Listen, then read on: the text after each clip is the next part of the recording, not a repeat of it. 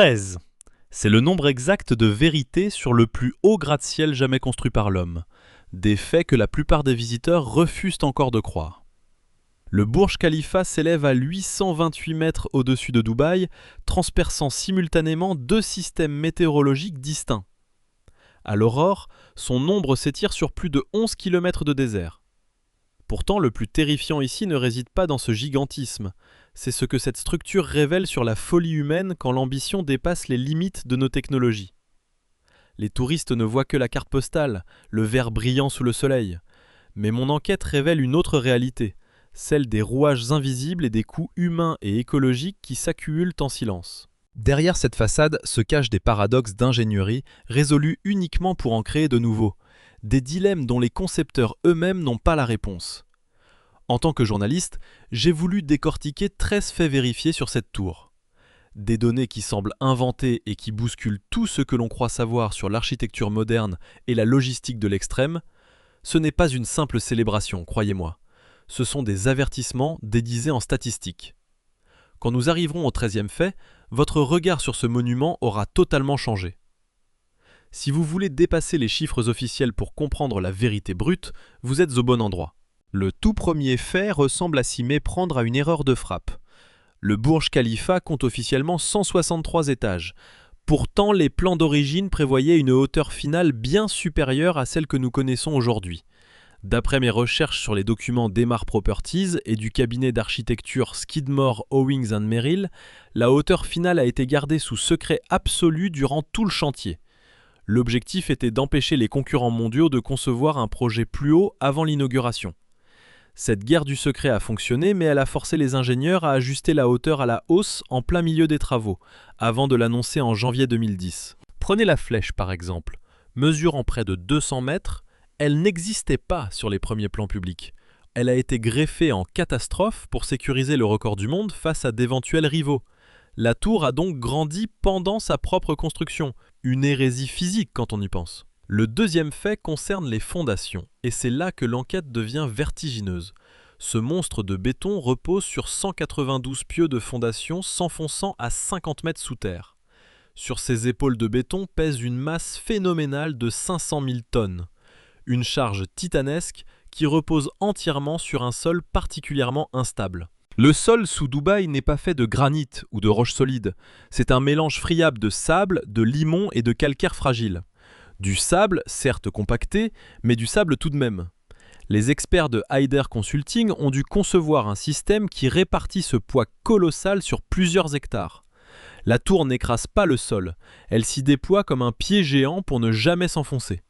Cela fonctionne depuis 15 ans, mais l'idée qu'un demi-million de tonnes reposent sur du sable du désert grâce à des doigts de béton de 50 mètres de profondeur donne encore des sueurs froides aux spécialistes des risques géotechniques.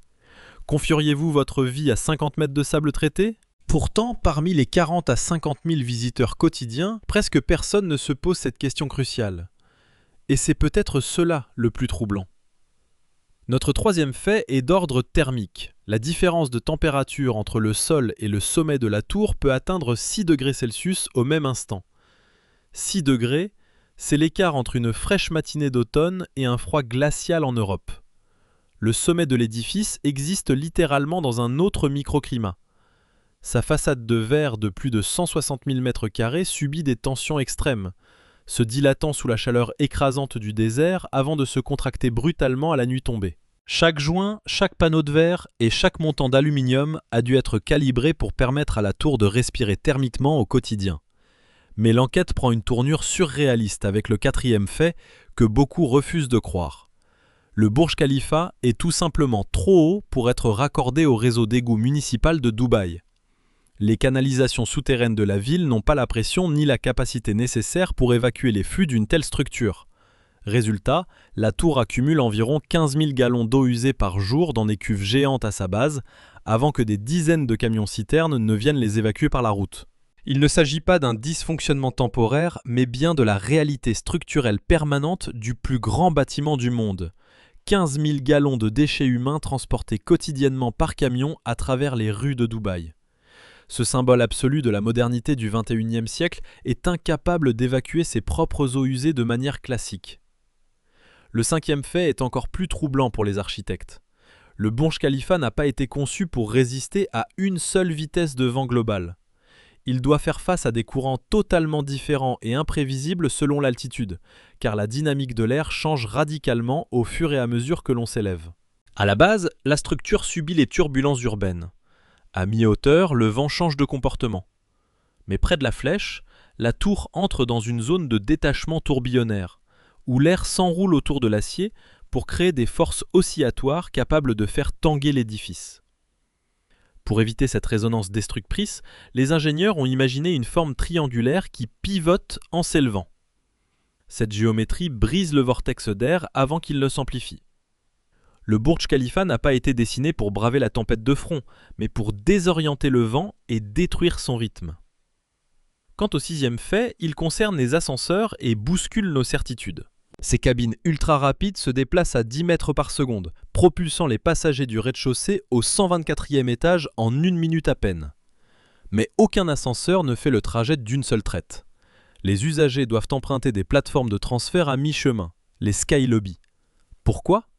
À cause des lois intangibles de la physique. Un câble d'acier capable de monter jusqu'au sommet serait si lourd qu'il s'effondrerait sous son propre poids, dépassant les limites de charge de la machine. À cette échelle hors norme, l'ascenseur unique devient une impossibilité technique, forçant à diviser la tour en plusieurs écosystèmes verticaux. Chaque section verticale de ce gratte-ciel fonctionne de manière autonome pour déplacer des milliers de personnes à une vitesse décente. C'est le point central de mon enquête, et le schéma devient évident. À cette échelle gigantesque, chaque solution apporte son lot de nouveaux dangers et de problèmes imprévus. Chaque record battu engendre des défis technologiques inédits. En vérité, nous ne parlons pas d'un simple bâtiment, mais d'une machine complexe qui a dû inventer ses propres règles d'ingénierie au fur et à mesure de sa construction. Le septième fait concerne la plateforme d'observation, et il cache une réalité que la majorité des touristes ignorent totalement. Par temps clair, on peut voir à 80 km à la ronde. Mais le véritable défi pour les concepteurs à cette altitude n'est pas la vue, c'est la pression atmosphérique. La différence de pression entre le bas et le 124e étage est si forte qu'elle affecte physiquement les personnes sensibles. L'air y est plus rare, pas autant que sur un sommet alpin, mais suffisamment pour que le système de ventilation doive compenser en permanence de manière artificielle pour garantir la survie et le confort des résidents sur les 163 étages. Quant au huitième fait, il concerne la main-d'œuvre et les chiffres sont particulièrement sombres. Au plus fort du chantier, entre 2004 et 2009, plus de 12 000 ouvriers s'entassaient chaque jour sur le site. Mes investigations révèlent qu'au moins 7 752 d'entre eux ont été blessés pendant les travaux.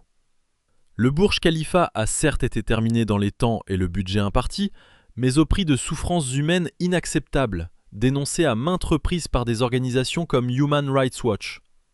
Le record mondial est là, mais son coût humain aussi, et il ne s'évalue pas seulement en dollars. Enfin, le neuvième fait relève de la météo. La tour est frappée de plein fouet par la foudre plusieurs fois par an. Vous et moi devons regarder la vérité en face. Cette flèche domine la région de plusieurs centaines de mètres, agissant comme un paratonnerre géant pour toute la métropole. Les ingénieurs l'ont conçu pour canaliser cette violence. Mais la réalité est bien plus sombre. Lors des tempêtes, la fréquence des impacts dépasse l'entendement. Cette structure ne subit pas l'orage, elle l'attire activement. Si vous me suivez encore à ce stade de notre enquête, vous comprenez que notre sujet dépasse largement l'architecture. C'est l'histoire d'un système poussé à son point de rupture absolu, une dérive que notre chaîne traque déjà à travers l'affaissement mesuré de Palm Jumeirah. Nos investigations nous ont conduits à explorer les tours vides de Dubai Marina, la crise étouffante des coûts de climatisation du Dubai Mall et ses rapports d'audit structurel sur les projets Cityscape que le pouvoir a toujours voulu garder secrets.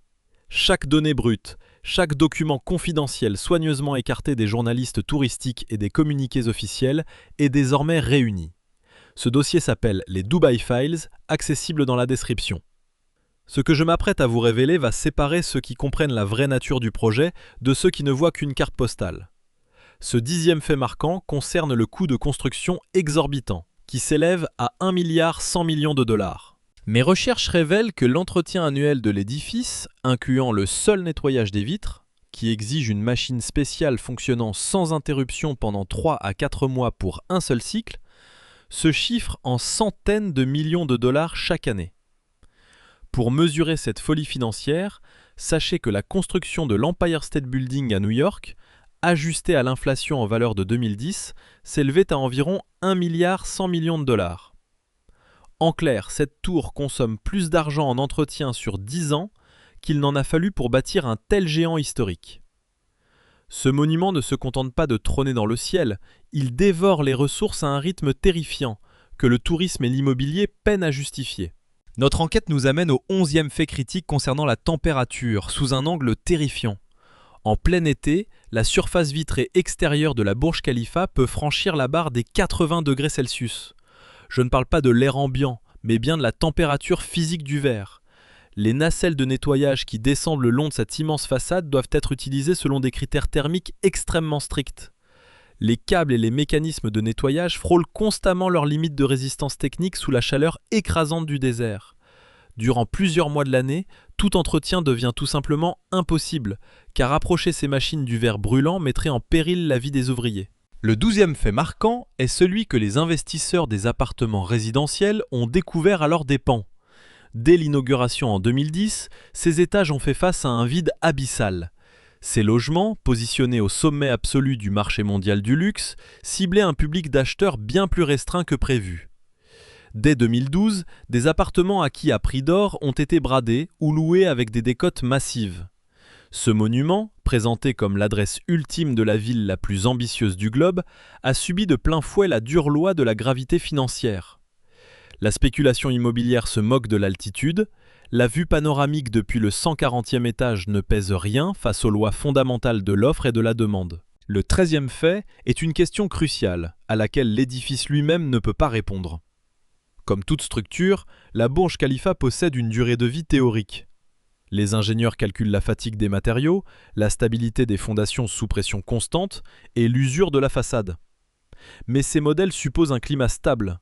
Or, celui de Dubaï, avec sa chaleur extrême, son air marin corrosif et ses tempêtes de sable, pousse ces paramètres à l'extrême. Personne ne peut prédire si ce géant de béton, soumis aux aléas financiers du siècle à venir, se comportera comme prévu. Aucun édifice de cette hauteur n'a résisté assez longtemps pour prouver la viabilité de ses calculs scientifiques. Cette tour est un laboratoire à ciel ouvert. Il n'existe aucun précédent historique, seulement une structure colossale face au temps et aux éléments. Chaque record est en réalité une expérience dont nous attendons encore les résultats. Si, ensemble, vous et moi avons réussi à voir au-delà du mirage, partagez ce travail avec ceux qui ne connaissent que l'illusion des cartes postales. Abonnez-vous et activez la cloche. C'est pour vous qui cherchez la vérité derrière les chiffres que nous réalisons ces investigations complexes. Cette enquête repose sur des analyses stratégiques et des données vérifiées sur le contexte géopolitique, servant uniquement de documentaire indépendant sans valeur de conseil financier.